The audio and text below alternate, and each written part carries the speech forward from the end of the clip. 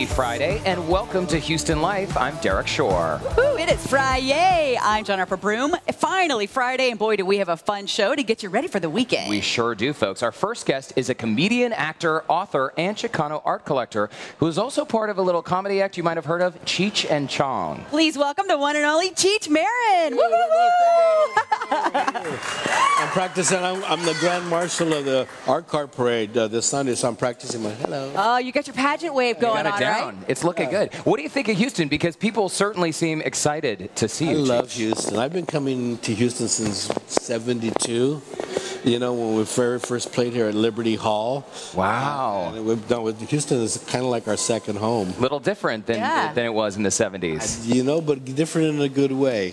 You know, the food, the diversity of the city is what really intrigues me. You know, they got one of everything here. Well, they got 100,000 of everything here, you know, so it's really cool. There are a lot of people here. A lot of people here. It's the third biggest city in the United States. Yes, it is. Hey, we got to talk about kind of just a little bit of your career. You know, of course, obviously, Cheech and Chong. Uh-huh. I got to ask you, do you get tired of the pot jokes? No. I just like I don't get tired of the pot, so, you know. Because you don't remember? Yeah. We just, people give me a lot of pot all the time, you know. It's like a welcoming.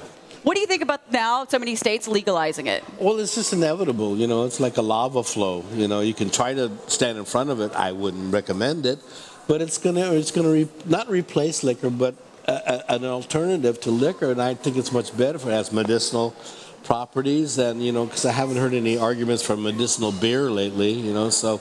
Pots, it's much more creative, I think. Cheech, your career has spanned so many decades. You have a new book out called Cheech is Not My Real Name, but Don't Call Me John. Don't call me Chong. There we go. We'll get a nice close-up on it, don't worry. But show business is not an easy career path. So what do you think it is that has allowed you to remain relevant? Because today, I mean, a lot of kids, by the way, like my nieces and nephews, they know your voice because they've seen Cars, they've seen The Lion King. Yeah. So Oliver and Company. Oliver and Company. So all these animated films to add to your collection. How do you stay busy? Well, you know, I just keep switching mediums all the time. It's either it's on stage or records or movies or TV or animation or art or, you know, writing. So I just keep hopping from this to that, you know. I'm like a mixologist of genres, you know. And I can do all those things, and so I like to do that. And we understand you're currently in working on negotiations something. for some sort of top secret project. You know, do you want to give us a hint? Couple secret projects that I really can't talk about because I don't want to blow them. But one's a movie I'm about to do, and one's a cultural project. Ooh. And I'm really excited about that, really excited. Well, speaking of culture, you are, folks may or may not know, you have one of the top collections of Chicano art. For those that don't know what Chicano art is, can you explain it?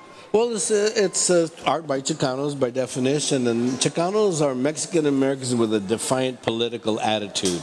So it's been going on since the late '60s, and it was the visual face of the Chicano Civil Rights Movement, but it's morphed on to a lot of different things over the years, and it's really truly the first American school of art in 80 years after pop art or, you know, op art, all this kind of things, and it's worldwide now. So it's. And you have one of the largest collections of Chicano art in the country. I have the best collection. And where do you? Is this just at home, or do you actually store? Oh, I have it stored, but I put it out on the road. I've had 5 different traveling shows, different aspects of the collection. It works on paper, small paintings, large paintings. And I realized very quickly when I put this collection together that it didn't do any good for anybody in storage. So I started organizing shows, and I tour shows. And I've gotten 2 shows. Well, one just came out, but 1 show out now, the tours, and I'm going to keep on doing it. So you're lending to museums. And so cool you're sharing. You're such a Renaissance man because you kind of have, you dab in a little bit of this and a little bit of that. Well, I'm a Chicano. I have to have 3 jobs simultaneously, you know. Do you have a favorite movie that you've been in? That I've been in? Or been a voice in? Well, Up in Smoke is always a favorite. But Born in East LA is one of my favorite movies. It was very resonant. You're going way back in the day on that one. In the day. But I like working with all the Robert Rodriguez movies. I've done 8 of those, and those are, you know, some people only know me as Uncle Felix, you know, from the Spy Kids movies. So. What are you recognized most for? Like when people come up to you, or when kids hear your voice. Which, by the way, I wish folks could see this crowd that's here. All these people holding their phones, taking pictures.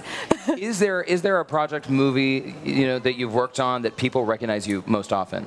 Up in Smoke, or no, it's a bunch of different stuff. You know, people come into my career at different parts. Some people, kids, especially they're not, they're older now. From Cheech the Bus Driver, I had a record, and it was Tex-Mex music for kids.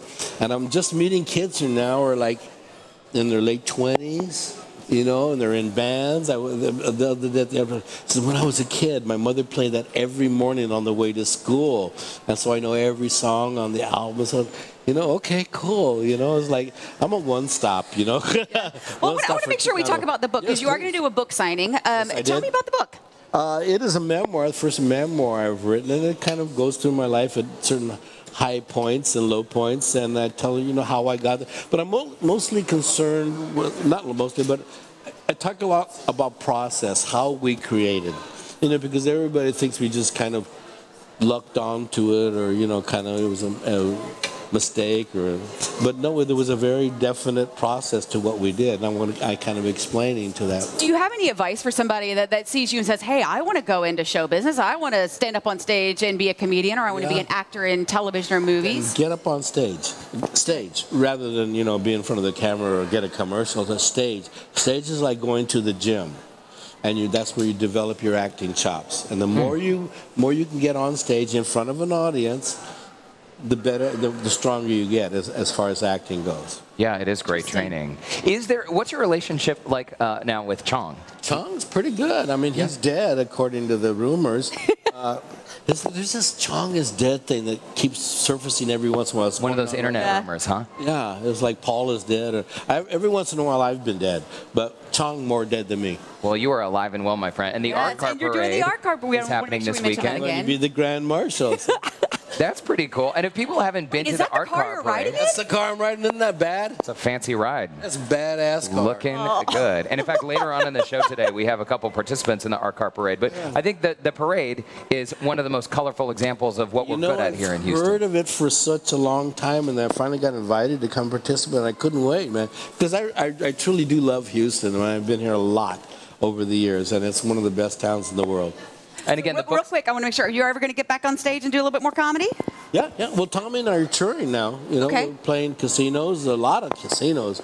There's more Indian casinos than there were Indians when Columbus landed right now, you know. And we played all those all over, you know. Cheech Marin, thank you so much for making time. We know you're a busy guy, so we love that you stopped by. And by the way, we had that book info on the screen for the book signing that's happening. But for all of the happenings with Mr. Cheech Marin himself, just visit cheechmarin.com.